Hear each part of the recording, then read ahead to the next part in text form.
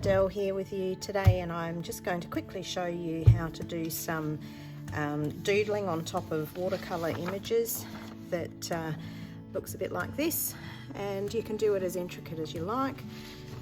You can go over the top of pre-existing images like these ones here, or you can bring to life a very loose watercolour like this one and make it look like a bunch of doodled flowers.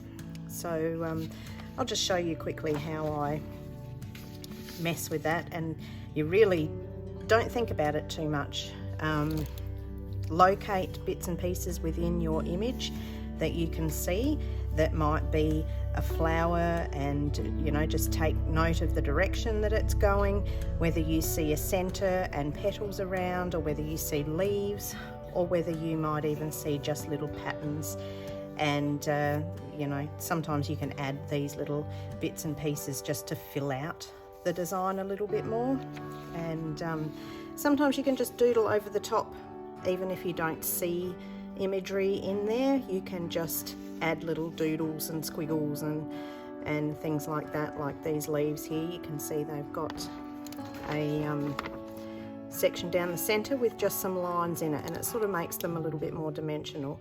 So just mess with mark making, and in the little magazine that you got with this collection, you can see all the little bits and pieces of how to do lines and cross-hatching and just what sort of little things you can put together to be able to create your intricate doodles.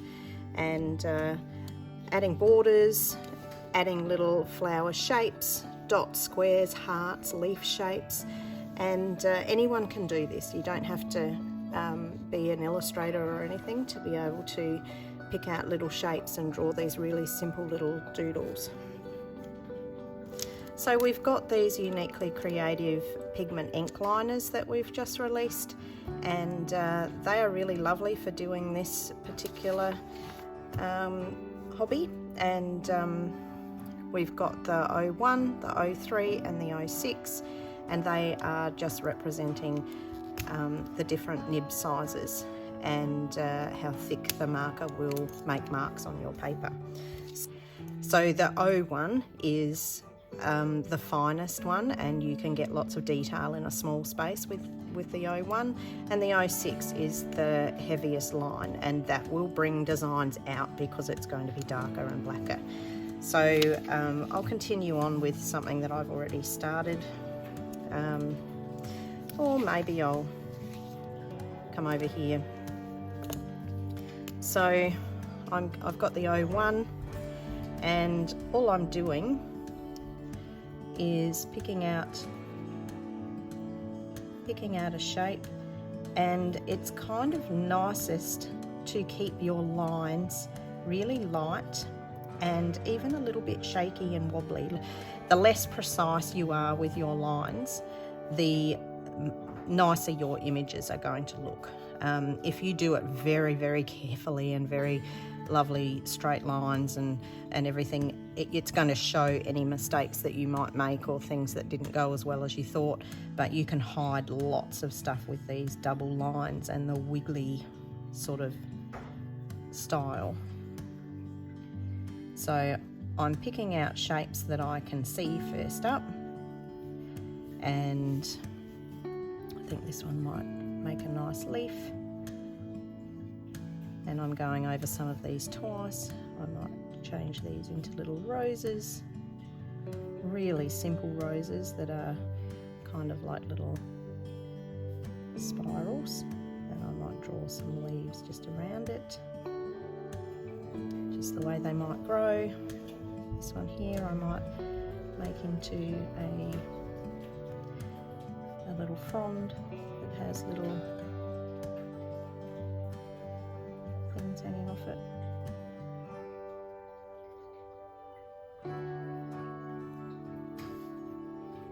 One over here, and that's turning out to be just little fronds with little scallops. So even if you can't see it somewhere, you can continue a pattern around and just draw it in, because you're not going to be able to tell when you are finished.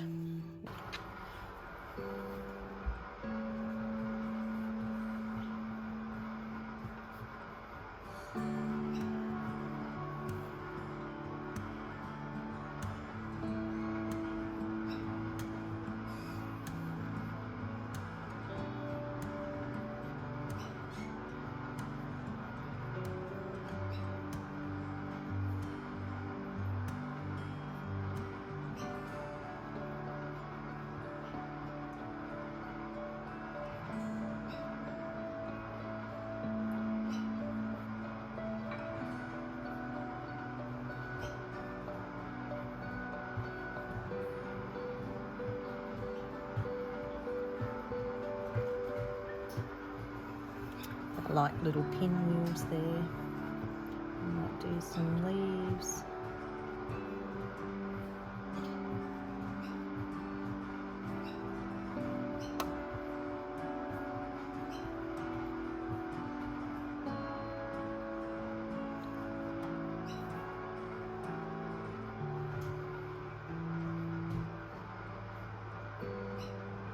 And you can also add little bits as well. You don't have to just see what's in the image. That's just a really good starting point.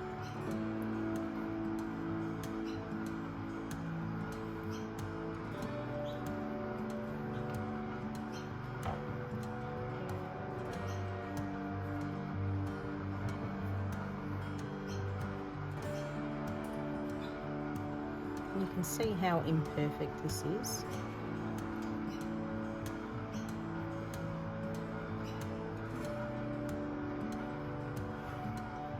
So all you have to have is a few little ideas up your sleeve for mark making, like in the magazine, and refer back to that whenever you are stuck.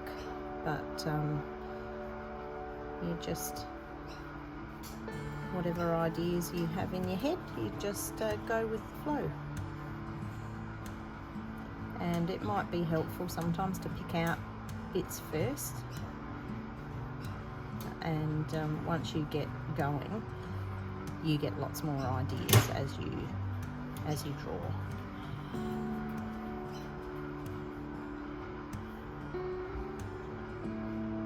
And a good idea is sometimes, like the marks that are on this paper, if you pick out a colour and keep the flowers the same, it comes out a little bit more cohesive and gives you a little bit less to think about when you're thinking of ideas to do.